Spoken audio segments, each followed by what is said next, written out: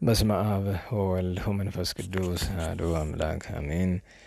ቸርነቱ ምሕረቱ ይቅርታው በጎነቱ ለዘላለም የባህሪ ገንዘብ የሆነ ቸር መድኃኔዓለም ፈጣሪያችን አምላካችን ቅዱስ ስሙ የተመሰገነ ይሁን። ሁለተኛይቱ የሐዋርያው የቅዱስ ዮሐንስ መልእክት ምዕራፍ 1 ቁጥር 1 እስከ መጨረሻ። ከኔ ከቀሲስ በእውነት ለምወዳቸውና እኔ ብቻ ሳልሆን እውነትን የሚያውቁ ሁሉ ደግሞ ለሚወዷቸው ለተመረጠች እመቤትና ለልጆቿ በእኛ ዘንድ ስለነበረች አብራን ስላለችው ወደፊትም ለዘላለም ከኛ ጋር ስለምትኖረው ስለዚህች እውነት ጸጋ ምሕረትና ሰላም ከእግዚአብሔር አብ ልጅ ከኢየሱስ ክርስቶስም በእውነትና በፍቅር ከእናንተ ጋር ይሁን። እጅግ ደስ አለኝ፣ ትእዛዙን ከአብ እንደተቀበልን ከልጆችሽ በእውነት የሚሆኑ አግኝቻለሁና። አሁንም እመቤት ነው እርስ በርሳችን እንዋደድ ዘንድ ለምንሻለሁ። ይህች ከመጀመሪያ በእኛ ዘንድ የነበረች ትእዛዝ ናት እንጂ አዲስ ትእዛዝን የምጽፍልሽ አይደለም። ፍቅራችንም ይህች ናት፣ በእግዚአብሔርም ትእዛዝ እንሄድ ዘንድ ፍቅራችን ይህች ናት። ቀድሞ በሰማችኋት በዚያችው ትሄዱ ዘንድ ትእዛዙ ይህች ናት። ኢየሱስ ክርስቶስ በሥጋ እንደመጣ የማያምኑ ብዙዎች አሳቾች ወደ ዓለም መጥተዋልና፣ ይህም አሳቹ ሐሳዊ መሲህ ነው። ፍጹም ዋጋ እንድታገኙ እንጂ የሰራችሁበትን እንዳታጡ ራሳችሁን እወቁ። የሚጠራጠር በክርስቶስም ትምህርት የማይኖር ሁሉ እግዚአብሔር ከእርሱ ጋር የለም። በክርስቶስ ትምህርት የሚኖር ግን በአብና በወልድ አለም። ወደ እናንተ የሚመጣውን ይህንንም ትምህርት የማያመጣውን ሰው ወደ ቤታችሁ አታስገቡት፣ ሰላምም እንኳ አትበሉት። ሰላም የሚለው በክፉ ሥራው ይተባበረዋልና። የምጽፍላችሁ ብዙ ነበረኝ፣ ነገር ግን በክርታስና በጥቁር ቀለም ልጽፍላችሁ አልፈቀድሁም። ደስታችሁ ፍጹም ይሆን ዘንድ ወደ እናንተ እንደምመጣና ቃል በቃልም እንደማነጋግራችሁ ተስፋ አድርጋለሁና። የተመረጠችው የእህትሽ ልጆች ሰላም ይሉሻል። ጸጋ ፍቅር ከእናንተ ጋር ይሁን፣ አሜን። ሁለተኛይቱ የሐዋርያው ቅዱስ ዮሐንስ መልእክት ደረሰች፣ ተፈጸመች። ለእግዚአብሔር ክብር ምስጋና ይሁን፣ አሜን። ቸሩ መድኃኔዓለም ከሐዋርያው ከሰማዕቱ ረድኤት በረከት ይክፈለን።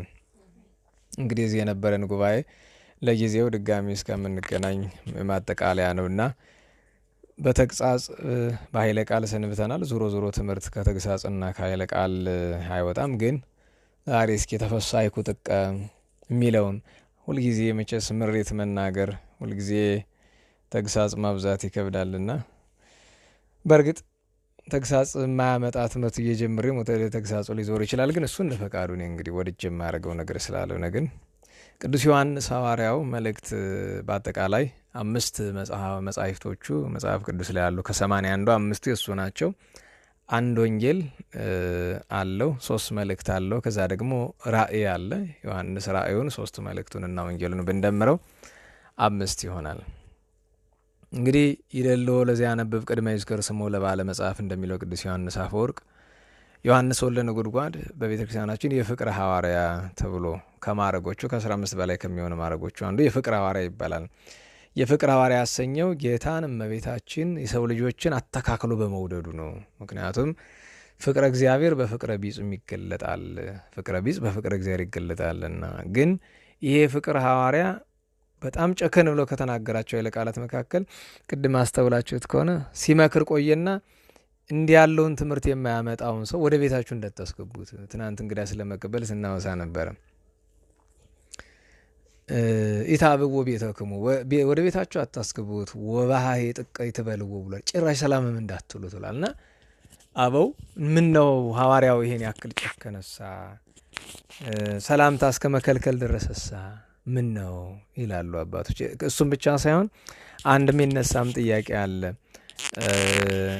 ጌታችን መድኃኒታችን ኢየሱስ ክርስቶስ ጠላቶቻችሁን ውደዱ አለ።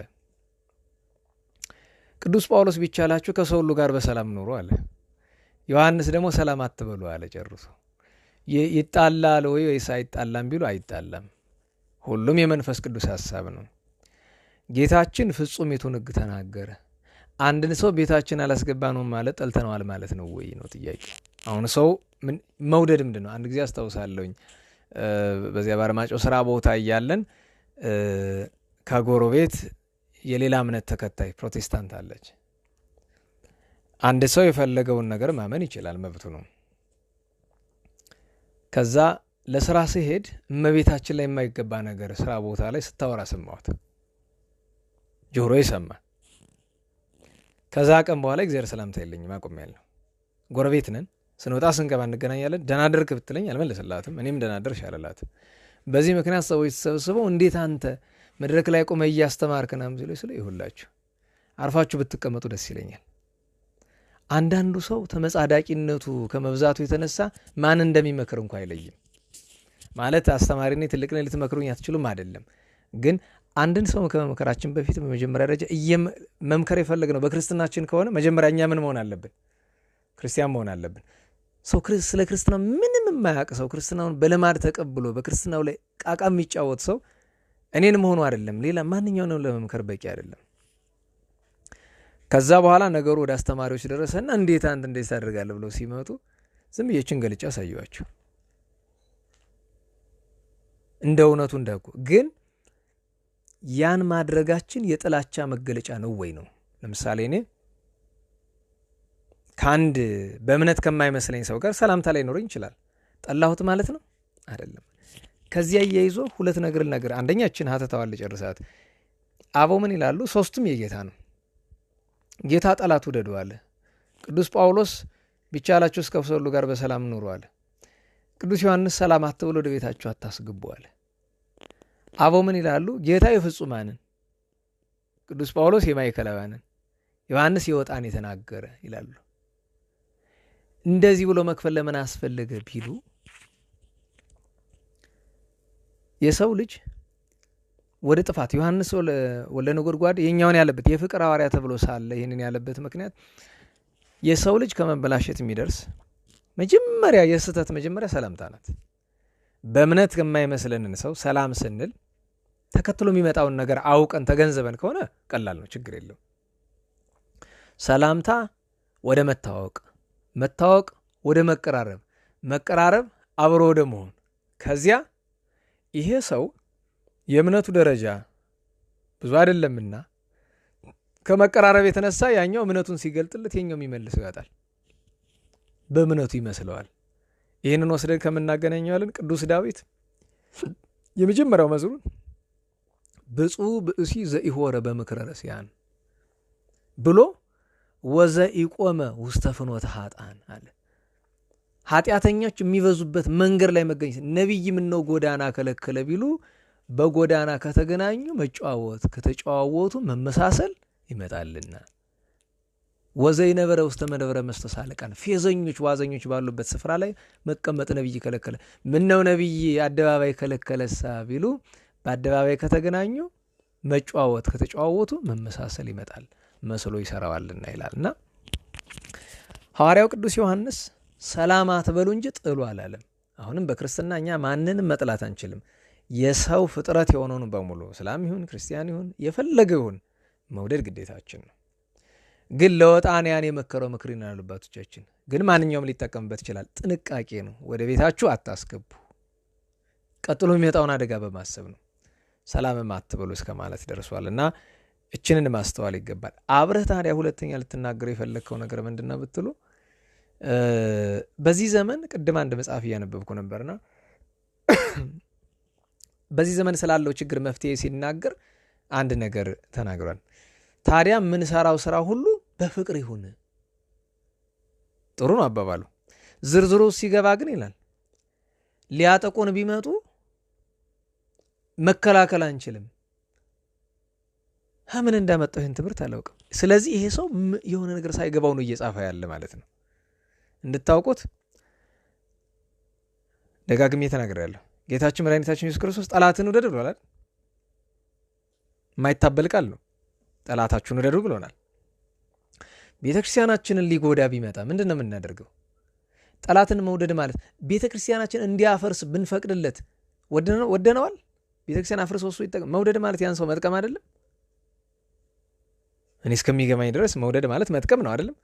ቤተክርስቲያን እንዲያፈርስ በማድረጋችን እንጠቅመዋለን? እንዳያፈርስ ብከለክለው እንዲያው እንኳ ከሱ አንግል ብትመለከቱት እና ራሳችሁን አትከላከሉ፣ እነሱ የፈለጉትን ያድርጉ፣ ሁሉም በፍቅር አድርጉ። ፍቅር ምንድን ነው? እውነት ለመናገር ከእግዚአብሔር በላይ ፍቅር አለ? የለም አይደል? እግዚአብሔር ታግሶ አይቀጣም? ያውም አቀጣጡ አይነት አለው። ጌታ አባ እስራኤሎሙ እስመ በዘየአምሩ ይገብሩ፣ የማያውቁትን ባለማወቅ ይሰሩና ይቅር በላቸው ብሏል አይደለም? ይቅር በላቸው ያለ ጌታ የሰቀሉትን በ36ኛው ዓመት ከሰቀሉት በኋላ አላጠፋቸው? እንኳን እነሱ አገራቸው አልጠፋችም? ይህን ሰው የማይገባው። እሺ ከጌታ የተማሩ ቅዱሳን ሐዋርያት አሉ። መቼም ሐዋርያትን ያክል የፍቅር ማዕረግ ላይ ያለው ቅዱስ ሰማዕትም ጻድቅም አይገኙም። ሐዋርያት ይበልጣሉ አይደል? ሁለት ምሳሌ ብቻ እንጥቀስ። በሐዋርያት ሥራ ምዕራፍ 5 ላይ የምታውቁት ታሪክ አለ። ሐናንያና ሰጲራ የሚባሉ ባልና ሚስት መሬታቸውን ሸጡና ደብቀው የተወሰነውን አመጡ አይደል? መጨረሻው ምንድን ነው? እንደዚህ ስላደረጉ ምንድን ያደረጋቸው ቅዱስ ጴጥሮስ? አስቡት። ጥይት አልተኮሰም፣ ሰይፍ አልመዘዘም። ለምን? ካህን ነው፣ ይህን ማድረግ አይችልም። እንዴት ነው ያደረገው? በመንፈሳዊ ስልጣኑ ነው የገደላቸው፣ በሞት ነው የቀጣቸው። ሐዋርያ ነው እኮ የክርስቶስ ሥጋውን ደሙን የሚፈትት ሐዋርያ ነው። በስልጣነ ቃሉ ግን በሞት ቀጥቷቸዋል። በሞት ነው የቀጣቸው። እንደገና አሁንም ወደ ምዕራፍ 13 ስንሄድ ቅዱስ ጳውሎስ በርያሱስ የሚባለውን ጠንቋዩን ኤልማስ የሚሉትን ቅዱስ ጳውሎስ ሊያስተምረው ሲል ሰርግዮስን መኮንኑን ሊያስተምረው ሲል ቃሉን እያጣመም አስቸገረው። ምንድን ነው ያደረገው ቅዱስ ጳውሎስ? ከዛሬ ጀምሮ እስከ ዕለተ ሞት ብርሃንን አታይም ብሎ አይኑን አጥፍቶታል። ሰው የማይረዳው ነው። መጽሐፍ ይላል ሐዋርያት በነፋስ ይሰቅላሉ፣ በሌጊዮን ይነጻሉ። ጥላቻ ነው ይሄ? አይደለም፣ ፍትህ ይባላል። ይሄ እንድታስተውሉት የፈለግኩት ነገር ምንድን ነው? ከቤት አታስገባ ማለት ጥላው ማለት አይደለም። ስለ ጠላውት አይደለም አላስገባው፣ ማስገባት እኔን ስለሚጎዳኝ ነው። ሰላም ማለለው ሰው ካለ ሰላም ማለለው ስለምጠላው አይደለም። ቅዱስ ጳውሎስ እኮ ነግሮናል አይደል? ጠላት ቢራብ አብለው፣ ቢጠማ አጠጣው። እኔ በውጭ አድርጌ አበላዋል። ቤቴ ገብቶ የሚጎዳኝ ከሆነ በውጭ አድርጌ፣ የፈለገ እምነቱ የፈለገ ይሁን። ስለዚህ ጠላት መጥቶ ብንከላከለው፣ ቤተ ክርስቲያንን ሊያጠቃ ሀገር ሊያጠቃ ሲመጣ ዋጋውን ብንሰጠው ይሄ መጥላት አይደለም። ቤተ ክርስቲያን ፍቅር ብቻ ሳይሆን ፍትህ አላት። እንድታውቁት ፍትሐ ነገሥት 2 ክፍል አይደል ያለው? ፍትህ መንፈሳዊና ፍትህ ስጋዊ አይደል? ፍትህ መንፈሳዊ የፍቅርን የትሩፋትን ነገር ያስተምራል። ፍትህ ስጋዊ ምንድን ነው? ቅጣት እኮ ነው። ቤተክርስቲያን ሁሉም በእጇን ያለ፣ ሁሉም በደጇን ያለ እና ዝም ብሎ ገረመኝ። ይህን ሁሉ ለምን ደከመ ታዲያ? እሺ ቤተክርስቲያንን ሊያጠቃ መጣ። ከዛ ምንድን ነው የማደርገው? እኔ አልሄድኩበትም፣ ራሱ ነው የመጣው። ዝም ልበለው? ወገኔን ሲያጠቃ ዝም ልበለው? እዛ የሚባል ነገር የለም። እንኳን ቤተ ክርስቲያንን ሀገርን ራስን መከላከል ምድራዊም ሰማያዊም ሕግ አይከለክልም። ሐዋርያት አባቶቻችን ሰይፍ አልመዘዙም። ለምን? የማይታይ ረቂቅ ስልጣን ስለነበራቸው። የማይታይ ያለው በማይታየው ይከላከላል፣ የሚታይ ያለው በሚታየው ይከላከላል። እቺ እንድናስተውል ብዬ ነው። የትምህርታችን መሰረታዊ ትኩረት ግን ቁጥር 4 ላይ እጅግ ደስ አለኝ ተፈሳይኩ ጥቀ። አሁን በዚህ ዘመን ምን የሚያስደስት ነገር ተገኝቶ ይህንን ርዕስ ፈለግከው ልል ይችላል። አዎ ለደስታ በጣም ብዙ ምክንያት አለ፣ በጣም ብዙ ምክንያት አለ። እና አንዳንዴ ለምንድን ነው ሁልጊዜ ጭንቀት የምንነጋገረው? የሚያስደስት ብዙ ነገር አለ። እስኪ ስለሚያስደስቱ ነገሮች እንነጋገራለን፣ እግዚአብሔር እንደወደደ መቼስ በዚሁ መደምደም ይሻላል በሚል ግን ከመነሻው መልእክቱን ማን የጻፈው ለምንድን ነው የተጻፈ የሚለው ዮሐንስ ወልደ ነጎድጓድ ለማስተማር ወጥቶ ሀገረ ስብከቱ እስያ ታናሽ እስያ ደረሰችው እና ከደቀ መዝሙሩ አብሮኮሮስ ጋር በባህር ሲሄዱ ለማገልገል መርከባቸው ተሰበረባቸው። አስቡት፣ ጥልቅ ባህር ላይ ነው። አብሮኮሮስ በያዛት ስባሪ ወዲያውኑ ኤፌሶን ገባ። ዮሐንስ ወልደ ነጎድጓድ ግን እንቅልፍ ሳይተኛ፣ መቼም ባህር ውስጥ ሆኖ ባህር ላይ ሆኖ ተዘፍቆ ማን እንቅልፍ ይተኛል? እህል አልቀመሰም፣ ውሃ አልጠጣም። 40 ቀን እዚያው ላይ በረሃብ በጽም በብርድ ተቀጥቷል። ኋላ ፈቃድ እግዚአብሔር ሲደርስ ወደ ኤፌሶን ወጣ። አብሮኮሮስ ጋር ሲገናኙ በጣም ነው ያለቀሱ እርስ በርሳቸው በመገናኘታቸው፣ መምህርና ደቀ መዝሙር። እነዚህ ቅዱሳን ሰኔ ጎልጎታን የጻፉት እነዚህ ሁለቱ ናቸው። እንድታውቁ ሰኔ ጎልጎታን ያዘጋጁት እና ከዚያ ለማስተማር ሲሞክሩ ሰዎቹ በጣም አመፀኛ ሆኑባቸው። ስለዚህ ሌላ አማራጭ ፈለጉና ደሴት አለች። እዛች ደሴት ላይ ሮምና የምትባል ሴት አለች። ይቺ ሮምና ጣዖት የምታመልክና የነገስታቱን የመኳንንቱን ልጆች ሞግዚቱና የምታሳድግ ናት። ከእሷ ዘንድ ሄዱና ለማስተማር ስለማይቀበሏቸው እኛ እኮ ድሮ የአባቶችሽ ባሮች ነበርን ብሏለት። መቼም ሰው እንደ ነገር ሲሰማ ደስታ ነው የሚሞትና ደስ ብሏት አስገባቻቸው። አንዱን እሳት አንዳጅ አንዱን ገንዳ ጣቢ ያደረገቻቸው። እንዲህ ያሉ ሲኖሩ የአባትሽ ባሮች ነን ብለው ስለጻፉላት በጣም ታዋርዳቸው ነበር። በጣም ሲበዛ ብዙ ነገር ታስጨንቅ። ኋላ አንድ ቀን የንጉሱ ልጅ ወደ መታጠቢያ ቤት ሻወር ቤት ሲገባ በአጋጣሚ ዮሐንስ ወልደ ነጎድጓድ ነበር። ዮሐንስ ወልደ ነጎድጓድን አይቶ እዛ ውስጥ የነበረው ሰይጣን ደነገጠ። ሲወጣ በብስጭት ያንን ልጅ አንቆም ቢሉ ረግጦ ገሎት ሄደ። ሮምና ደነገጠች። እንኳን የንጉሥ የመኮንን ልጅ ተራም ሰው ሲሞት ችግር ነውና ከዛውና ቆማ ስታለቅስ ዮሐንስ ወልደ ነጎድጓድና አብሮኮሮስ መጡ። ስታያቸው ተበሳጨች። እናንተ በጌታ የሞት ልጅ ሞት ልትዘብቱን የመጣችሁ ብላ በጥፊ መታችሁ ዮሐንስ ወልደ ነጎድጓድን። ከቶኑ አልተቀየማትም። እንደዛ በጥፊ ተመችመችስ። አስቡት የሐዋርያ ቅዱስ ዮሐንስን በጥፊ መምታት አይደለም ታውቃላችሁ ማዕረጉን። መላእክት እንኳ ትክ ብሎ ሊያዩት ይፈሩታል። እስከዚህ ማዕረግ ከሚካኤል ከገብርኤል በላይ ሄዷል ሁሉ ይላሉ አባቶቻችን። ለምን? መላእክት ሊያዩት እስካይችሉ ድረስ ማዕረግ ደርሷል። ጥፊውን ቻለ። ኋላ ግን በየዋህነት ምን አላት? እህቴ ሆይ አትዘኝ፣ ይሄ ሞተው ይነሳል፣ ያሁኑ ይባስ ትዘብትብኛል አለች። እሺ ወደዚያ መንገድ ልቀቂልኝ አላት። ጸሎት አደረሰ፣ ከሞት አስነሳው። ደነገጠች። ከእግራቸው ወድቃ ሰገደችላቸው። እናንተ እግዚአብሔር የምትባሉት ናችሁ፣ የምትባለው አንተ እግዚአብሔር ናለች። የለም እኔ ገብረ አምላክ ነኝ፣ የአምላክ የጌታችን ኢየሱስ ክርስቶስ ባሪያው ነኝ አላት። ከዛ አስተማራት። በደሴቱ ያለውን ሰው በሙሉ አጠመቀ፣ ሄደ። ከዚያ በኋላ ለእሷ የጻፈላት መልእክት ነው ይሄ። ሮምና ለምትባል ሴት ብዙ ጊዜ በጣም አክብሮቱን ተመልከቱ። ከጣዖት አምልኮ የተመለሰች ባሪያ አድርጋ ያሰቃየችው በጥፊ የመታችው ሴት ናት። ምን ያህል ደግ ሰው እንደሆነ እንደገና ሰው አንድ የካመነ በኋላ መቼስ እንኳን እመቤታችን የመሰለ እንኳን ከልጅነታቸው ጀምሮ በቅድስና የኖሩት ይቅርና ምን ያህል እንደሚያከብራት ተመልከቱ። እምነ ቀሲስ ይላል። አንደኛ ቅዱስ ዮሐንስ ያ ሁሉ ማዕረግ እያለው ምን ማለት ነው የፈለገ? እኔ ቄስ ነኝ ያለ። ቄስነቱን ፈለገ። ፓትርያርክ ነው በማዕረጉ በእውነት ከዚያ ከፓትርያርክም በላይ እነሱን የሚሾም ነው።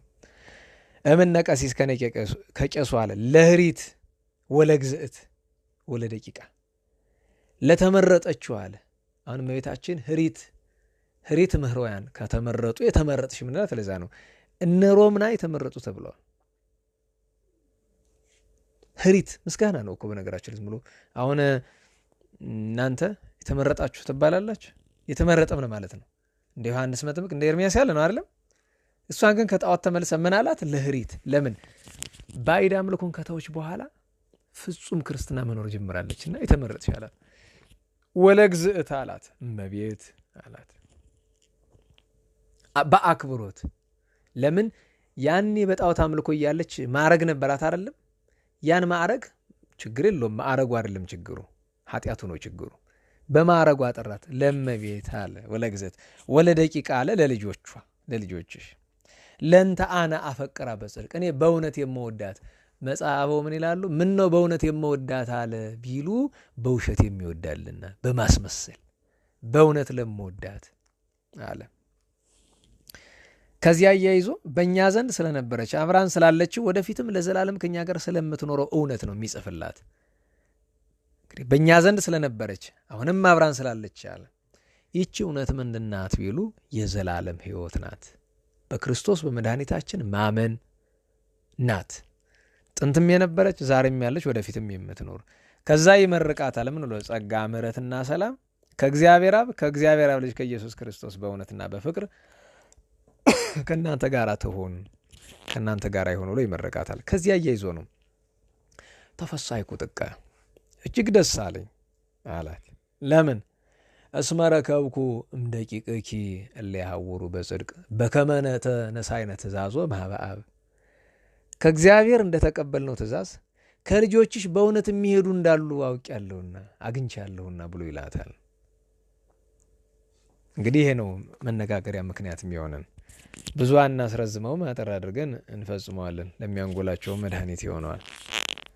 ሲረዝም ፊስጦስ እንዳለው አብዞ መጻሕፍት ያዘነግልብህ እንዳለው ግን እኔ አላበዛውም። ገና ተጀምሮ በ3ኛው ደቂቃ የሚተኛ አለ፣ 4ኛው ደቂቃ የሚተኛ አለ። ተኛ ሲባል ደግሞ ቁልጭ ቁልጭ ይላል። ቆይቶ ደግሞ ግን ደስ ይለኛል። መቼስ ትናንት እንዳልነው ለወዳጆቹ እንቅልፍ ይሰጣቸዋል በሚለው እስቲ ሁሉን ለበጎ ማየት ጥሩ ነው። እንግዲህ ጻድቅና ኃጥኡን የሚለየው እግዚአብሔር ነው። አንዳንዴ ደስ መሰኘት እኮ አሁን ዛሬ ጠዋት እዚሁ ደብሩ አሁንስ ያው እየጨረስኩ ስለሆነ ደብሩን ስም ልጥራ። ቅዱስ ዑራኤል እንደ ድሮ አልተናደድኩም። በቃ ማለት ይሰለቻል አንዳንድ ጊዜ። ዲያቆኑ ያን ጽና ይዞት ይወጣል። አናቱ ላይ ይዞታል ልክ ቄሱ እንደሚይዘው። ከዛ ሄደ ፍም ጫረ፣ ደግሞ ጣን ጨመረበት መሰለኝ። ሲመጣ ጣን እያጨስ እያቦለሉን ይመጣ። ከዛ በቃ ሰባቱ ስራዬ ብሎ እያጥናል። እንደዚህ ይወዘውዘዋል፣ ወደዚህ ያደርገዋል፣ ወደዚህ መልሰዋል። አንተ መድኃኔዓለም ዝም ብዬ ለምን ቢባል እስቲ ራሴን ኃጢአት ላስበው። እሱ ጽና ወዘወዘ ብዬ የምፈርድበት እኔ ስንት ነውር ተሸክሜ የለ። መድኃኔዓለም አንተ አምላከ ዑራኤል አንተ ታውቃለህ። ስለዚህ ደግ አድርጓል አልልም፣ ግን በኃጢአት እኔ ስለምበልጠው ግድ የለም እስቲ ዝም ብዬ ደግሞ በመሀል ሌላ ስራ አይምሮዬን ስራ ከማስፈታው ብዬና ለካ አለመናደድ የሚቻልበት መንገድም አለ እያልኩ ነበርና በእርግጥ አይቶ የሚናደድ ሰው ይበልጣል። ግልጹን ለመናገር ለምን ለገ እግዚአብሔር ካልቀናን ለምን ልንቀና ነው? ግን ደግሞ አንዳንዴ ተቃጥሎ ከመሞት ይሻላል። ግን የዋሃን አሉ ሰዎች በቃ አይተው የሆነ ምክንያት የሚሰጡ እንደዚህ ሆኖ እኮ ነው እንደዛ ሆኖ እኮ ነው እያሉ በሰው ላለመፍረድ የሚሞክሩ ሰዎች አሉ። ይሄም ለካል ያሰኛል። ዋናው ትልቁ ነገር ግን የእሱ የደስታው ምክንያት የሆነው ስመረከብኩም ደቂቀኪ ሊያውሩ በጽድቅ በእውነት የሚሄዱ ከልጆች አግኝቻለሁና ይህን ኃይለ ቃል ሳስበው ከሰሞኑ አንድ መልእክት ከደጎቹ ዘንድ ሰማሁኝና ለካ እንዲህ ነው። እንዴት ነው ምን ነው ጻድቅ ጠፋባት ሀገሪቱ ብለን ስንወያይ ነበረ። አበው መጥተው እንደዚህ ስጠይቅ ስንወያይ ሳይሆን እኔ ከእነሱ ጋር ለመወያየት ደረጃ አይደለም፣ ግን ስጠይቃቸው ነበረ ለምንድን ነው እና ለዚያ ይዘውት የመጡት ነገር ወደ ሰማይ ወደ ከዋክብት ተመልከት። ከዋክብትን መቁጠር የማትችለውን ያክል እግዚአብሔር በምድር አሁንም ወዳጆች አሉት፣ በግልጥም በስውርም እንደ ግድግዳ እንደ ተራዳ ሆነው መቅሰፍት ድምሳሴ ሰውን እንዳያጠፋው የሚጠብቁ እነሱ ናቸው። ስለዚህ በጣም እድለኛ ትውልድ ነው። ልዩነቱ ግን ከትውልዱ አመፀኛነት የተነሳ እግዚአብሔር እነዚህን በግልጥ እንዲያውቃቸው አላደረገም። በግልጥ ቢታወቁ በጣም ተስፋ ይሆናሉ። ይሄን ሌባውን በሙሉ ጠርገው ያጠፉት ነበረ። ወደ ተግሳጽ ልመጣ ነው መሰል። እሱን ልተወውና እንደኔ ያለውን ሌባ ጠርገው ያጠፉት ነበረ። ለምን እኛ ትኩረት አንስብም? አሁን እንደነዚህ አይነት አባቶች ቢገለጡ እውነተኞቹ በጽድቅ በቅድስና የሚኖሩ ከእግዚአብሔር ጋር መጽሐፍ አፈ በአፍ እንደሚለው ቃል በቃል የሚነጋገሩ አባቶቻችን ቢገለጡ ብዙ አፍሮ መጽሐፍ እንደሚለው ወደ ኋላ ይመለስ ነበር። ዛሬ ቤተክርስቲያናችንን የሞላት የሁሉ ችግርና ግን ያ እንዳይሆን እነሱ ተገልጠው ለኛ ማንነታቸውን ገልጠው ነዳይም የመሰሉት እብድም የመሰሉት በየበራውም የወደቁት አልባሌ ሰው የመሰሉት እነዚህ በሙሉ ራሳቸውን ቢገልጡ በአንድ ከተማ ውስጥ በመቶዎች ከዛም በላይ በሺዎች የሚገኙበት ከተማ ሁሉ አይጠፋም። በከተማ እንኳን እንደነዚህ አይነት ሰዎች ግን ማንም በምንም የማያውቃቸው ሆኑ እና እስመረከብኩም ደቂቅኪ ላለው ለሮምና ብሏል።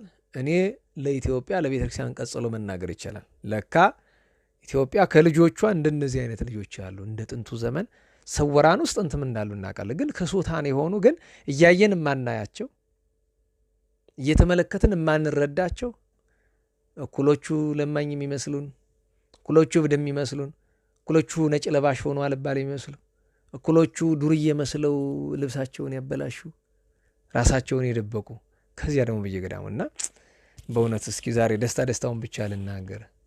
የእግዚአብሔር ቸርነት አሁንም ከቦን ያለው የእመቤታችን ረድኤት ቸርነቷ እንዲያውም ባለፈው የሆነ ነገር ተፈጥሮ እያለ እንዳልተው ኪዳን ያዘኝ የምትለውን ኃይለ ቃል አስባታለሁ። ዞሮ ዞሮ እግዚአብሔርን ባህሪው ያራራዋል፣ ፈጣሪነቱ ያራራዋል።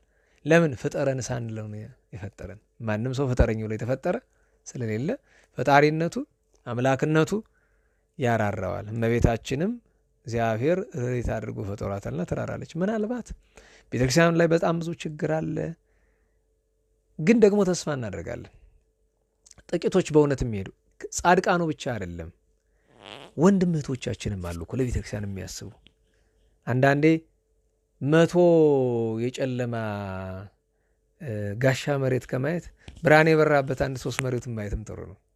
አሉ ለቤተክርስቲያን የሚያስቡ፣ ለሀገር የሚያስቡ፣ ለሀገር የሚጨንቁ። የሚገርመው ነገር ላይመስል ይችላል። ለምሳሌ ብዙ ሰው ፖሊስ ምናምን ሲባል ይጠላል፣ አንዳንድ ግፈኞችን እያየ። ግን ከዛ ውስጥም ሰዎች አሉ።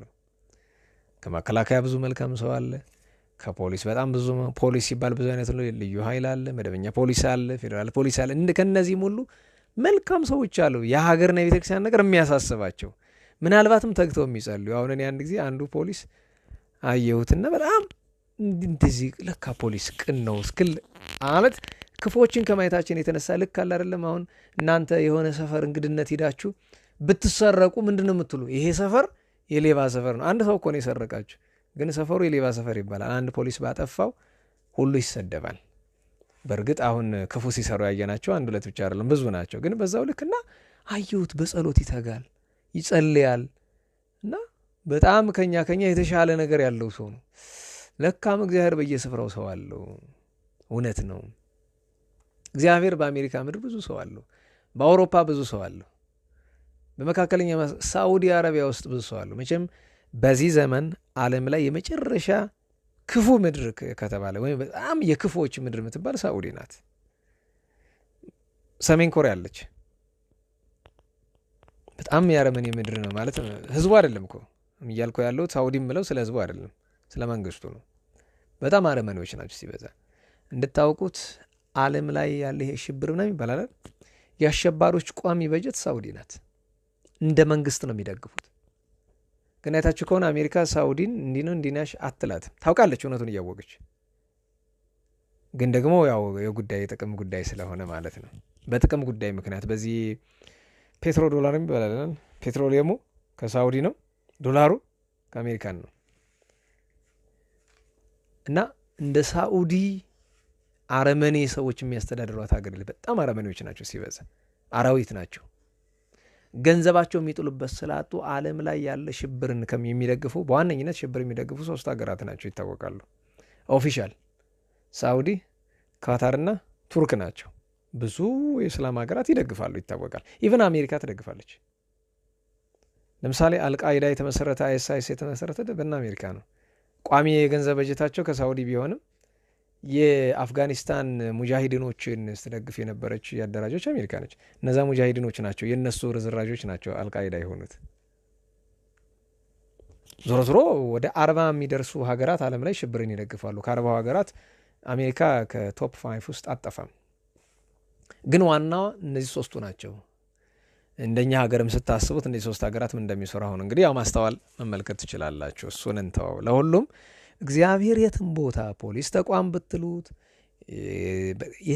የትም ተበላሽ የሚባል የትም ተቋም ቢኖር የትኛውም ቦታ ላይ እግዚአብሔር ሰው አለው። ማለትም እዛ ውስጥ ቅንነት ያላቸው ሕሊና ያላቸው ሰዎች አይጠፉም። ያው አንዳንዶቹን ከማየት ነው እንደዛ የምንለውና እንዲያው ይሄንን ኃይለ ቃል ስመለከተው ዛሬ ኃይለ ቃሉ እስቲ እንደው ለዚህ ቀን ይሆነናል ተፈሳይ ቆጥቀ እጅግ ደስ አለኝ። ለምን ከልጆች መካከል እንደ ትእዛዙ የሚሄዱ አሉ፣ እግዚአብሔር ይመስገን። ከመነኮሳት እንደ ትእዛዙ የሚሄዱ አሉ፣ እግዚአብሔር ይመስገን። ከካህናት እንደ ትእዛዙ የሚሄዱ አሉ፣ እግዚአብሔር ይመስገን። ከጳጳሳት እንደ ትእዛዙ የሚሄዱ አሉ፣ እግዚአብሔር ይመስገን። ከምዕመናን እንደ ትእዛዙ የሚሄዱ አሉ፣ እግዚአብሔር ይመስገን። ከመንግስት ሰራተኛ እንደ እግዚአብሔር የሚሄዱ አሉ፣ እግዚአብሔር ይመስገን። ክፎቹ እንዳሉት ሁሉ በጎቹ አሉ፣ ጠማሞቹ እንዳሉት ሁሉ የቀኑት አሉ፣ ኃጥአን እንዳሉ ሁሉ ጻድቃን አሉ። ስለዚህ ይህንን በማየት ይህንን የምናገረው እነዚህ አሉ ብለን እንድንተኛ አይደለም። ተስፋ እንዳይቆረጥ ማለት ብንሰራ ምን እናመጣለን እንዳይባል አለን። ሰው እግዚአብሔር ሰው አለው። እኛ ከሰራን እግዚአብሔር ተባብረን ሀገራችን፣ ሃይማኖታችን፣ እውነታችን የተሰጠንን ሀብት እንድናተርፍ ማድረግ የሚችል እግዚአብሔር ሰው እንዳለው ለማሳወቅ ነው። ከዚያ በተረፈው ግን ቅድም እንዳልኳችሁ ገዳማውያኑ አሉ፣ ጸሎተኞቹ አሉ፣ እውነተኞቹ አሉ፣ ደካሚዎቹ አሉ። ከሰማይ 99 ነገደ መላእክት የትኛ ወገኖች ናቸው? ተፈሳይኩ ጥቀ ያሰኛል። ደስ አለኝ። 99 ነገደ መላእክት ከኛ ጋር ነበሩ፣ ግን አናቅም። እናንተ እዚህ ቅዱስ ዑራኤል እንደ ግል ንብረታችሁ ታዩታላችሁ አለ። ግን በእውነት እኔ ከአዲስ አበባ ሰው ወሬ በጣም ቋቅ የሚል ሲያወሩ እኔ በጣም ተጠቅሚበታለሁ እኮ በቅዱስ ዑራኤል። አንተ የግል ኪስ ዕቃ ነው እንዴ? ተጠቅሚበታለሁ። እገሌ እኮ በጣም በክርስትናው ተጠቅሞበታል። በምን አወቅከው? አይባልም እንጂ በዚህ ጊዜ አይባልም ያልኩት ለዛሬ ነው፣ ለዘላለሙ አይደለም። በዚህ ጊዜ ነበረ ደንቆሮ የሚባል ሰው፣ ግን ዛሬ አልልም። ካላልኩ ይቆጠርልኝ። ሰው የሚያበሳጨው ይሄ ቃል ነው፣ ተመጻዳቂ ስለሆነ። ያንጀቱን ሲሰራ እየዋለ እግዚአብሔርን በጦር ሲወጋ እየዋለ ናንተ ደንቆሮ ልከራከር ይለኛል። እሱ ስንት አፉን ሲከፍት እኮ ነው የሚውለው። እኔ ለምለው በፈጣሪ ፊት እጠየቅበታለሁ። እኔ ደንቆሮ ብዬ የጎዳሁትም የለ። አሁን እናንተን ደናቁርት ብዬ ብናገር ትጎዳላችሁ። ከተጎዳ እንደ ጉዳት ካለ ማን ነው የሚጎዳ? እኔው ራሴ ነኝ። ምን ጨነቃችሁ? እኔው ራሴ እንደ ጉዳትም ከተባለ እኔው ራሴ ለተጎዳሁበት እና ገሪ እኮ በጣም ተጠቅሟል፣ በክርስትናው ተጠቅሟል፣ ይችን ቤተክርስቲያን ተጠቅሞባታል እኮ ከጸጋው ተካፍለ። ወንድሜ እስኪ ተው። ለምን ቢባል እዚህ ከተማ ስመጣ ክርስትና ተገልብጦ ነው የማገኘው። ደግሞ ትንሽ ገጠሩና ክፍለ ሀገሩ ይችላል ሰው ተምታቱበታል። የዛ ደግሞ ትልቁ ችግር በቀደም ያልኳት ነገር ናት። ክርስትናው ትናንት ነው እንጂ ክርስትናው ሲጠፋብን ሞዲፋይ አድርገን ሌላ አዲስ ክርስትና ሰርተናል። እግዚአብሔር ያዘውን ትእዛዝ ለመፈጸም የሚጠር ሰው አናይም። ሁሉ ስለማስመሰል በቃ። ቅድም ግን ተፈሳይ ቁጥቅ አስመሳዩ ሳይሆን ልክ እሱ አላለ ለንተ አና ፈቅራ በጽድቅ በእውነት ለመወዳት አለ። አስመሳይ ወዳጅ። የሚገርመው ነገር ለሰው ብቻ አይደለም እናስመስለው፣ እግዚአብሔርን የምንወደውን እንመስላለን። ሰው እግዚአብሔርን ወዳለሁ ብሎ ከመናገር ላይ በደል አለ። እንደ ጦር እየወጋ አይሁድ ክርስቶስ መድኃኔ ዓለምን አንዴ ነው የወጉት እኮ። እኛ ስንቴ ነው የወጋ ነው? በቀን ራሱ ስንቴ ነው የምንወጋው? ከስርዓት ከህግ አንዲት ሳይጠብቅ እግዚአብሔር እንደሚወድ መልአኩን እንደሚወድ ማምላክ እንደሚወድ ማውራት ትልቅ በደል ነው፣ ትልቅ በደል ነው። እና በእውነት ተፈሳይ ቀላለው 99 ነገደ መላእክት አሉ። የኛ ወገን እኮ ናቸው፣ ዘመዶቻችን ናቸው እኮ። መንፈሳዊ ተዘምዷለን እኮ ከመላእክት ጋር። ከጌታ ልደት ጀምሮ እኮ ተዛምደናል። ስለዚህ ያስደስተናል። ለተጠቀመበት መላእክት አሉልን፣ እንደ ግድግዳ እንደ ተራዳ የሚጠብቁን። በእውነት ምንጠራቸው በእውነት የሚመጡልን፣ በማስመሰል ብንጠራቸው የማይመጡ አሉ። እሱ ብቻ አይደለም፣ ጻድቃን ሰማዕታት አሉን። ጻድቃን ሰማዕታት በሰማይ በተድላ ነው ያሉት። እኛ ጋር እሳ በረዴት አሉ። ሲጠሯቸው ከአንጀት ከሆነ ይመጣሉ። እና ተፈሳይ ቁጥቅ ባለው ብዙ ተስፋ አለን። ነቢያት አሉን፣ አሁንም አሉ ነቢያት። በአጸደ ስጋ ማለት አይደለም፣ በአጸደ ነፍስ አሉ። ስንጠራቸው ግን ይመጣሉ። ታውቃላችሁ፣ በቤተ መጻሕፍት በቤተ ጉባኤ ሲተረጉም ኢሳይያስ ሲተረጉም ኢሳይያስ ይመጣል። ቁጭ መጥቶ ችግሩ የሚያይ የለም ነው። አይኑ ድፍን ሆኖ ነው የሰው ሁሉ። ምን ዘጋው ቢሉ ይሄ ሞራ የሚባል ነገር አለ አይን ላይ የሚጋርድ በቀዶ ጥገና የሚወጣ የኃጢአት ሞራ ጋርዶን ነው እንጂ ስማቸውን ስንጠራ አሁን ዮሐንስ ስንለው ይመጣል። ግን አጠራሩ ነው። አጠራሩ ከአንጀት ከሆነ ይመጣል። ከአንጀት ጠርተነውም ቢሆን ደግሞ ለማየትም ደግሞ ሌላ ስጦታ ይፈልጋል። እና ነቢያት አሉን፣ ሐዋርያት አሉን፣ ጻድቃን አሉን፣ ሰማዕታት አሉን፣ ደናግል አሉን፣ መነኮሳት አሉን፣ ባሕታውያን አሉን፣ ሊቃውንት አሉን፣ እውነተኛ ካህናት ዲያቆናት አሉን። ሁሉ አለን። ግን ሁሉ እያለን ሁሉ እንደሌለን ለምን እንሆናለን? ለዚያ ነው ደስ መሰኘት ከማወቅ ነውና እንወቀው ነው። ዛሬ ያለንን ሀብት እንወቀው። ከሁሉ ደግሞ እግዝእትነ ማርያም አለችን። ከእግዝእትነ ማርያም በላይ ደግሞ እግዚአብሔር አለን። ቅዱስ ጳውሎስ ለመ እግዚአብሔር ምስሌነ መኑ ይክለነ፣ እግዚአብሔር ከኛ ጋር ከሆነ ማን ይችለናል? ማን በጠላትነት ይነሳብናል? ማን ይቃወመናል? እና እግዚአብሔር እንዳለን ግን ከጎናችን እንዳልሆነ እንወቀው ነው። እግዚአብሔር አለን። አንድ ሰው አለ አይደል? የሱ የሆነ ግን አያያዙን ባለማወቁ ከሱ ጋር ያልሆነ ንብረት ያለው ሰው ተረድታችሁት ከሆነ የሱ የሆነ የሱ ወገን የሆነ ግን አያያዙን ባለማወቁ ከሱ ጋር ያልሆነ ሀብት ያለው ሰው እንደዚያ ነው። እግዚአብሔር የኛ ነው፣ ከኛ ጋር ግን አይደለም። ለምን? እግዚአብሔር ሕጌን ስርዓቴን ጠብቁ ቢለን እምቢ ብለናል። እና እግዚአብሔር ካለን ከዚህ በላይ ምን ደስታ አለ? ቅዱስ ዳዊት ተፈሥሑ በእግዚአብሔር ዘረዳአነ፣ በረዳን በእግዚአብሔር ደስ ይበላችሁ ብሏል። ቅዱስ ጳውሎስም ሁልጊዜ በጌታ ደስ ይበላችሁ ብሏልና ዮሐንስ በመልእክቱ ተፈሥሐይኩ ጥቀ እስመ ረከብኩም ደቂቅኪ፣ ከዚህ በላይ እንዳንሄድ ችግር ነው። አንዲት ግን ኢትዮጵያ ሀገራችን አሁን መቼስ በመከራ ውስጥ ነው ያለችው፣ በውድቀት በመናቅ በመዋረድ ነው ያለችውና አንድ የደስታ ምንጭ የሚሆንን ነገርን የመጨረሻ አድርገዋለሁ። ኢትዮጵያ ትነሳለች። ይህን ማወቅ ጥሩ ነው። ኢትዮጵያ ብለን ስንናገር ስለ ዛፉ ስለ ቅጠሉ አይደለም። ትውልዱ እምቢ ካለ መጥፋቱ አይቀርም። ይጠፋል ስንል አንዳንድ አጓጉል ነቢይ ነን የሚሉ ሰዎች እንደሚያወሩት አይደለም። እነዚህ የመረጃ ነቢያት አሉ አይደል? በየቤታችን ተሰግስገው ያሉ የመረጃ ነቢያት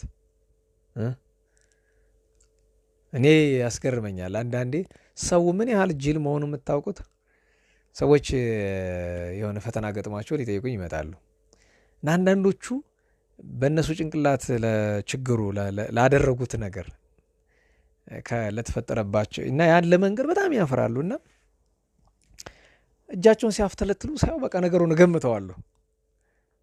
ከዛ እንደዚህ ገጥሞ ነው ብዬ ስሉ ይገርማል፣ እግዚአብሔር እንዴት ያለ ጸጋን የሰጠሁት እንዴት አወቁት ይላል። ሄድ ደቆሮ ምን ይላል ደግሞ ይሄ ምንድን ነው? አሁን የምን መገለጥ ያስፈልገዋል? አንተ ምን እንደሰራ ይጠፋኛል እንዴ? ምክንያቱም እኔም እንዳንተ ወጣት ነኝ፣ በምን እንደምትሰናከል አውቀዋለሁ። በቃ ይሄ እኮ የመረጃ ጉዳይ ነው። ከብዙ ሰው ላይ አይቼዋለሁ። በቃ እና በእውነቱ ትውልዱ ይጠፋል። መጥፋቱ የት ይቀራል? ምክንያቱም ጥፋት እየሰራ ነው ሰው። ፈንጂ ታውቃላችሁ አይደል? ቦምብ የሚጣለው ቦምብ ፊውዝ አለችው አይደል? የምትነቀል እሷ ከተነቀለች ነው አይደል? ከዛ ህፃናት ቦምብ ሲቀጠቅጡ ፈንድቶ ይጎዳሉ አይደል? አንድ ሰው ትንሽ ሆነ ትልቅ ስታልፉ ቦምብ እየቀጠቀጠ አያችሁት። ከዛ ይሄ ቦምብ ፈንድቶ ይሄ ልጅ ይሞታል ብላችሁ ብትናገሩ ያውን ትንቢት ነው። ወዲህ መሆኑ አይቀርም። ትውልዱ ያልቃል፣ እንደዚህ ይጠረጋል፣ ምናምን ይጠረጋቸውና መድኃኒዓለም ለንስሐ ሞት ያብቃቸው። ግን ነገሩን ተናግሮ ነቢይ ለመምሰል መሞከር ተገቢ ነገር አይደለም። ትውልዱ ቢነቃ ትውልዱ ማለት እኛ ነን፣ ሌላ አይደለም። እኛ ብንነቃ ብናስተውል ብዙ አስደሳች ነገር ነው። እግዚአብሔር ከኛ ጋር ነው። እግዝእትነ ማርያም ከኛ ጋር ናት። ንጹሐን ጻድቃን ከኛ ጋር ናቸው። የሰማይ መላእክት ከኛ ጋር ናቸው። በምድር ያሉ ደቂቀ አዳም የሆኑ ስንት ንጹሐን አባቶቻችን አሉ። እነሱ ሁሉ ከኛ ጋር ናቸው። ግን አውቆ አለመጠቀም ነው። በዚሁ ከቀጠልን መጥፋታችን አይቀርም። ተፈሥሐይኩ ጥቀ፣ ስለዚህም ደስ ይለናል። እግዚአብሔር ፈርዶ ተበቅሎ ሲያጠፋ ደስ ይላል።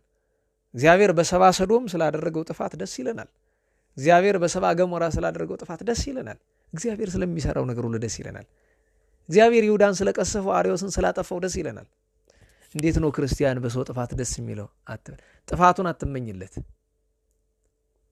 እግዚአብሔር ሲቀጣው ግን ደስ ይለናል። ታዲያ በእግዚአብሔር ስራ ይከፋናል? አይከፋንም። እግዚአብሔር ተበቅሎ ሲያጠፋ ስናይ ደስ ነው የሚለን። ይህን ማወቅ አለባቸው። አጥፋ እንልም፣ ምሕረት መለመን ይገባናል። አጥፋ እንልም። አጥፋ ብንል መጀመሪያ ራሳችን ነው የሚያጠፋን። እንደዚያ ብሎ ልመና የለም። ግን እግዚአብሔር ተበቅሎ ሲያጠፋ በዚህ ዘመን ቤተክርስቲያንን እንዲህ የሚያስቸግሯትን እግዚአብሔር ተበቅሎ እንደሚያጠፋቸው፣ እግዚአብሔር ተበቅሎ ደግሞ እንዴት እንደሚያጠፋቸው በጊዜ ይታያል። በሰው እጅ ነው የሚጠፉት። ዋጋቸውን እጃቸውን ያኔ ደስ ይለናል። አሁን ይጥፉ አንልም። እግዚአብሔር ፍርዱ እንደሚገልጥ ራሱ ያውቃል። ያን ጊዜ ግን ደስ ይለናል። ያጠፋቸዋል እግዚአብሔር። ሀገርና ቤተክርስቲያን ላይ ይህን ሁሉ የሰሩትን ከውጭ ያሉትን ብቻ አይደለም ከውስጥ ያሉትን ያጠፋቸዋል። ያኔ ደስ ይለናል። የቤተ ክርስቲያንን ልብስ ለብሶ ቤተ ክርስቲያንን የሚያደሙ ክርስቲያን መስለው አባት መስለው መምህር መስለው አገልጋይ መስለው ቤተ ክርስቲያኗን የሚበድሉትን ሁሉ እግዚአብሔር ክንዱን የዘረጋባቸው ቀን ደስ ይለናል። አንተ ማኑን እንደዚህ ምትል? እኔ ማንም አይደለሁም፣ አንድ ተራ ሰው ነኝ። እንደ ማንኛውም ክርስቲያን እግዚአብሔር ቸርነቱን ሲገልጥም ደስ ይለናል፣ የበቀል ፍርዱንም ሲገልጥ ደስ ይለናል። እግዚአብሔር ባቢሎናውያንን ሲቀጣ ትልቅ ደስታ ነው የነበረው። ፈርዖንን ሲቀጣ ትልቅ ደስታ ነው። ናቡከደነጾርን ሲቀጣ ትልቅ ደስታ ነው። ብልጣሶርን ሲቀጣ ትልቅ ደስታ ነው። ሆሎፎርኒስን ሲቀጣ ትልቅ ደስታ ነው። ሃማን ሲቀጣ ትልቅ ደስታ ነው። ቅድም ብለናል፣ ሐናንያና ሰጲራን ቅዱስ ጴጥሮስ ሲገላቸው ደስታ ነው። የእግዚአብሔር ስራ ነው። በእግዚአብሔር ስራ ደስ ይለናል። በሪያሱስ ኤልማስ አይኑ ሲታወር ደስ ነው የሚለኝ። ተፈሳይኮ ጥቀ እግዚአብሔር ባደረገው ነገሩ ደስ እግዚአብሔር ስነ ፍጥረትን በመፍጠሩ ደስ ብሎናል። ዛሬ እዚህ ስለተቀመጥኩ ደስታ ነው። ይህን ቃል ስለምናገር ደስታ ነው። ሐዘን አንድ ብቻ ነው፣ ፈቃዱን አለመፈጸም፣ እግዚአብሔርን መበደል። በተረፈው ደስታ እንድታውቁት ማጠቃለያችን የደስታ ጉዳይ ይሆናል። የደስታ ምንጩ ምንድን ነው?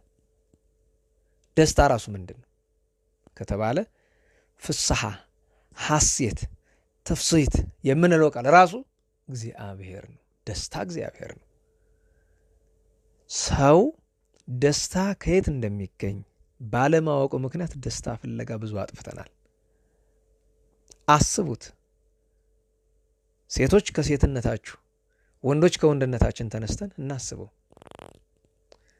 አንዲት ሴት ልጅ ጥፍሯ ላይ የምትቀባው ቀለም እንዴት ነው ሊያስደስታት የሚችለው? ማለት እኔን ግራ የሚገባኝ ለምሳሌ ይሄ ጥፍር አለ አይደለም? በጣም እንደዚህ አይነት ቀለም አይገኝም። ቀለም መስራት አይቻልም። ጥፍርን አስመስሎ መስራት አይቻልም። አንዳንዶቹ አስመስለን ሰራ ነው የሚሉ ብልጭ ልጭ ይላል። አያለው ሴቶች ጥፍር ላይ አንዳንድ ጊዜ። ይሄ ካላስደሰተን እንዴት ነው ተጨማሪ ቀለም ያስደስተን? ሰዎች ፊታቸው ላይ በሚቀቡት አካላቸው ላይ በሚጥሉት ጨርቅ ፋሽን ይሉታል። እንዴት ነው የሚያስደስተውስ? ሰዎች መጠጥ ያስደስታል ብለው መጠጥ ይጠጣሉ። ትንሽ መጠጥ አይኖራቸውን ሲያናውዛቸው ሰይጣን መጥቶ አናታቸው ላይ። በነገራቸው ላይ እንድታውቁት ደስታ ሁለት ብቻ ነው፣ ሰማያዊና ምድራዊ፣ ወይም ከመንፈስ ቅዱስና ከአጋንንት የሆነ። ሰዎች በምድራዊ ነገር በቁሳቁስ በጌጥ ለመደሰት ከሞከሩ ሰይጣን አናታቸው ላይ ያለ ማለት ነው። የእሱ ምርኮ ሆኗል ማለት ነው። አለቀ። ይሄ ግን አበው ምን ይላሉ? አይ መካከለኛዋን ደስታ ስለምን ትተዋታለህ? ስጋዊ የምትባለው በልቱ። ለምሳሌ የራበው ሰው ሲበላ እሷ ምን ትባላለች? ጽድቅም ኃጢአትም ማትሆን ጊዜያዊ ደስታ ግን ኃጢአትም ማትሆን። ለምሳሌ ሰው በልቶ ጠጥቶ ደስ ይለዋል። ሲበርደው ልብስ ለብሶ ሲሞቅ ደስ ይለዋል። በጣም ሙቆት ቀዝቀዝ ያለ ጥላ ሲያገኝ፣ ነፋሻ ሲያገኝ፣ ወይ በውሃ ሲታጠብ ደስ ይለዋል አይደለም? ይሄ ጊዜያዊ ደስታ ነው። ጽድቅም አይደለም ኃጢአትም አይደለም። ዋናው ደስታ ግን ከመንፈስ ቅዱስ ነውና ይሄ ቅዱስ ሐዋርያ ዮሐንስ ደስ ያለው ከዛ ሁሉ ሰው መካከል ጥቂቶች የሮምና ልጆች፣ የስጋ ልጆቹ አይደለም እኮ በእሱ ስር ያሉት ክርስቶስን ስለተከተሉ፣ እውነትን ስለተከተሉ ደስ ብሎታል።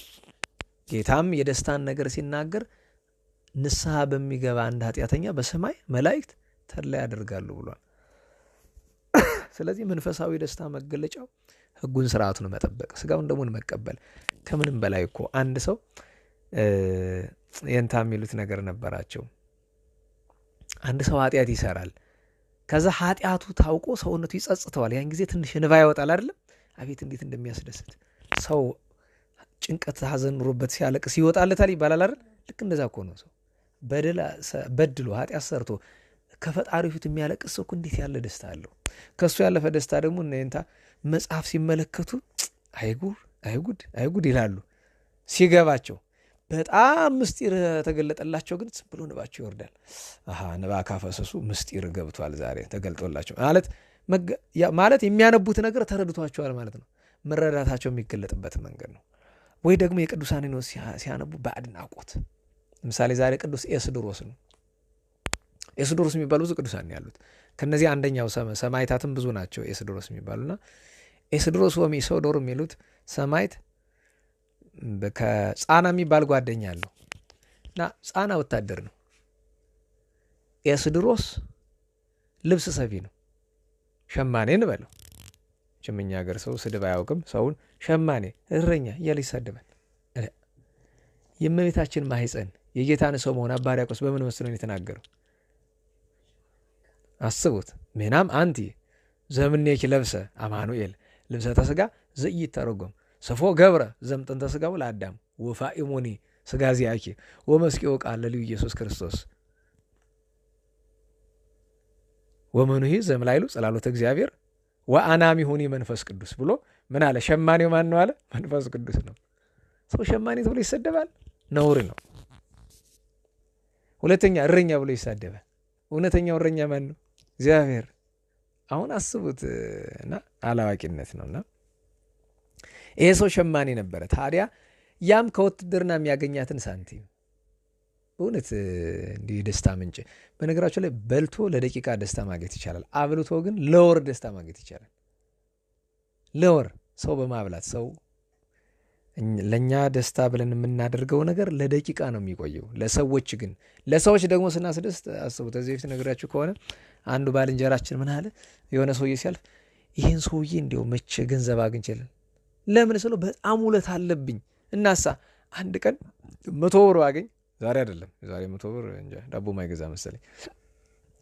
ድሮ ነው 100 ብር ባገኝ በደንብ አጠጥቼ ስክር ብሎ ዘና ብሎ ቤቱ እንዲገባ እና ገርሞኝ፣ አንተ ልጅ ግን ደብድነህ ጭንቅላቴ ይሰራል ምን አጠፋው አለኝ።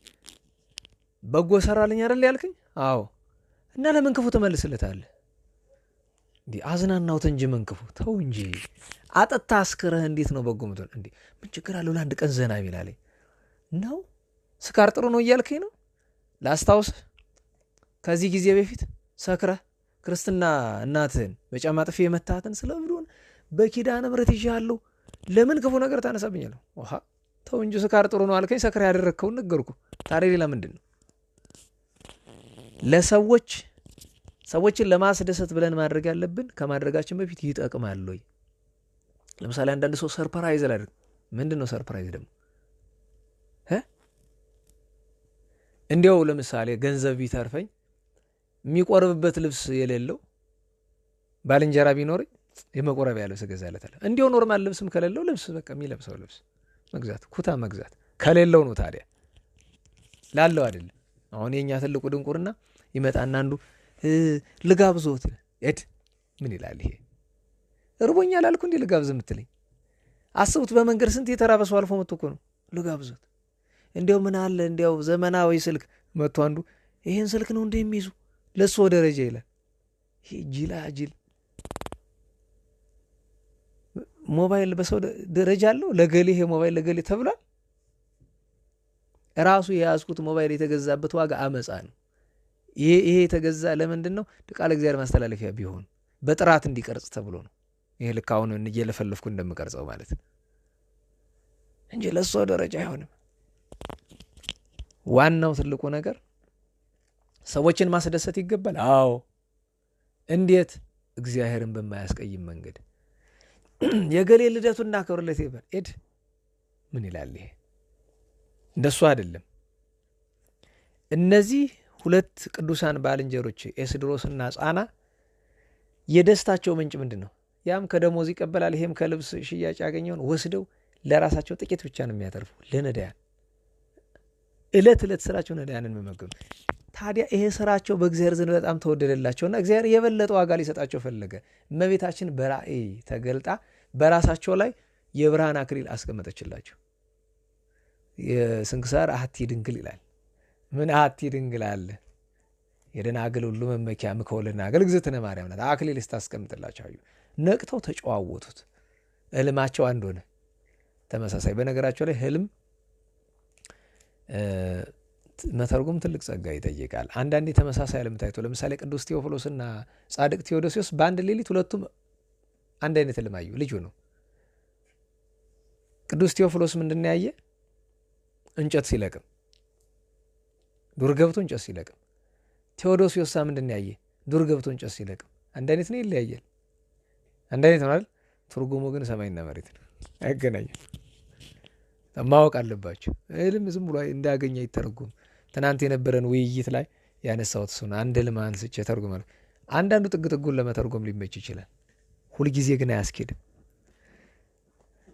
ሁለት አንዳንድ ጊዜ ግን ተመሳሳይ ሆኖ ሊተረጎም ይችላል። አሁን የነዚህ ተመሳሳይ ነው። ኋላ ነቅተው አንተ ወንድሜ ህልም አየሁ እኮ፣ ኧረ እኔም አየሁ እኮ፣ ምን እንደዚህ ብሎ ሲጀምሩ፣ ኧረ እኔም አየሁ እኮ እንደዚህ፣ ምን ይመስልሃል? አይ ዘመኑ ዘመነ አጸባ ነው። ዲዮቅልጥያኖስ ክርስቲያኖችን እየጨፈጨፈ ነው። የአምላክ እናቱ ሰማዕት ሁኑ ስትለን ነው፣ መስክሩ ልስትል ነው። በል ብሎ የውትድርናውን ይሄም የሚሰፋውን ልብስ ንብረታቸውን በሙሉ የምናኔ ምልክት ሰማዕታት መጀመሪያ ንብረታቸውን ለነዳያን ነው የሚያክል፣ ባዷቸውን ወደ ኋላ እንዳያስቡ። ቅዱስ ሙሴን ይለው የለ በደብረ ሲና ነበልባል ከሐመልማል ተዋህዶ ተመለከተ። ሊረዳው ወደደ። ምንድነው ሊመረምረው ወደደ። ኋላ ግን ሲያስበው የሰው በግ ይዟል። የባለቤቱ የሲጳራ አባት የራጉኤልን ወስዶ ከፈረሰ ግንብ ዘጋቸው። ለምን? የመናንያን አብነት እንመንናለን ባላችሁ ጊዜ ተሸክፋችሁ ሂዱ፣ ወደ ኋላ ማሰብ የለም። እና እነዚህ ለነዳያን መጸወቱ ሄዱ። በአደባባይ በጣም ብዙ ስቃይ ተቀብለዋል። ጻና በ24 ነው ያረፈ። አሁን ወደፊት ገና በ24 ነው የምናከብረው። ቅዱስ የስድሮስን ግን ብዙ አሰቃይተውታል። ከሁሉም የሚገርመኝ ሁለቱም መጀመሪያ በጋራ አሰቃያቸው፣ ከዛ ለያዩቸው። ለምን? እርስ በርስ እየተጽናኑ መከራውን ቻሉት። አይ ስለዚህ መከራው እንዲጸናባቸው ብሎ አንዱን ወደ ሌላ ሀገር ወሰዱት። መነሻቸው ሀገረ ፈርማ ነው፣ ግብጽ። ሁለቱን ለየብቻ ሲያሰቃዩቸው ቆይቶ ኋላ እንደገና መልሰው እስር ቤት አገናኟቸው። ተቃቅፈው ተላቅሰው ደስ አላቸው። ከዛ እስቲ ንገረኝ ወንድሜ ወዴት ቆያለ? የደረሰበትን ስቃይ ሁሉ ገድሉን ነገረው አንዱ ላንዱ። ከዚያ በኋላ ጻናን ለብቻ ወስደው አስረው ቅዱስ ኤስድሮስን እሳት አነደዱና ካልካድ ከዚህ እንጨምራለን አሉት። አይ አልክድም፣ ፈጣሪን አልክድም፣ ግን ጥቂት ታገሱኝ ልጸልይ አላቸው። ጸሎት አደረሰ። እሳት ውስጥ ጨመሩት። እሳት እየተቃጠለ ይጸልይ ነበር። እየጸለየ የቅዱስ ጻና እናት ከዳር ሆና ታለቅሳለች። የጓደኛው እናት ታያለች። ሰማይ ሲከፈት መላእክት ሲወርዱ ተመለከተች። ከታች ወርደው ቅዱስ ኤስድሮስን ተቀብለው እየዘመሩ በደስታ ወሰዱት። ተፈሳይኩ ጥቀ ኤስድሮስ ልብስ ሲሰራ ደስተኛ ነው። ለምን? የነዳያን ራት ነው። ለሰማዕትነት ሲወጣ ደስተኛ ነው። ለምን? ስለ ክርስቶስ ፍቅር ነው። በእሳት ሲቃጠል ለዚያ ነው ማዛ ጽየኪ ድንግል ለዘበአውደ ስም ሰክረ ወግረተ እብንኒ መስሉ ሐሰረ እሳትኒ ማይባይር ቆሪረ አባ ጽየ ድንግል ማይሌተ ጽጌ ከጽጌሽ ከክርስቶስ ፍቅር የተነሳ የሰከረ ሰማዕት በድንጋይ ቢወግሩት እንደ ሳር በእሳት ቢያቃጥሉት እንደ ውሃ ነው ብሎ ያለው ይሄ ነው። የደስታ ምንጩ መድኃኔዓለም ክርስቶስ። ለዚያ ነው አባቶቻችን ምንም ነገር ደስታቸውን አይቀማቸውም። ለምን? ዘላለማዊውን ደስታ መድኃኒታችንን መርተው ይኖራሉና። ዛሬ ቅዱስ የስድሮስም ዓመታዊ ሰማዕትነት በዓሉ ነው። ዋናው ትልቁ ነገር ይህንን ነው። አንዲት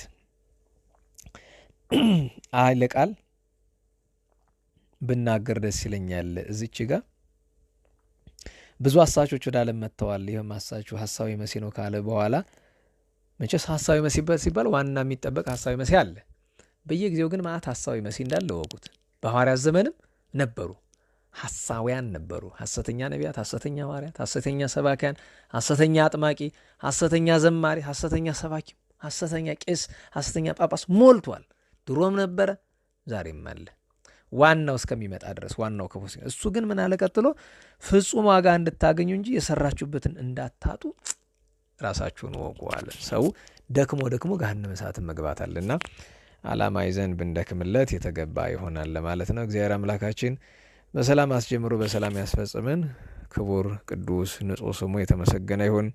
ከንጹሐን ጸጋ በረከት ለሁላችንም ያሳትፈን። የእመቤታችን ጣዕመ ፍቅሯ ይደረብን። ከገሃነመ እሳት ይሰውረን። በሰላም እንደዋለ በሰላም ያሳድረን። ስብሐት ለእግዚአብሔር ልዑል ወለወላዲቱ ድንግል ወለመስቀሉ ክቡር ዕፀ ኃይል አሜን።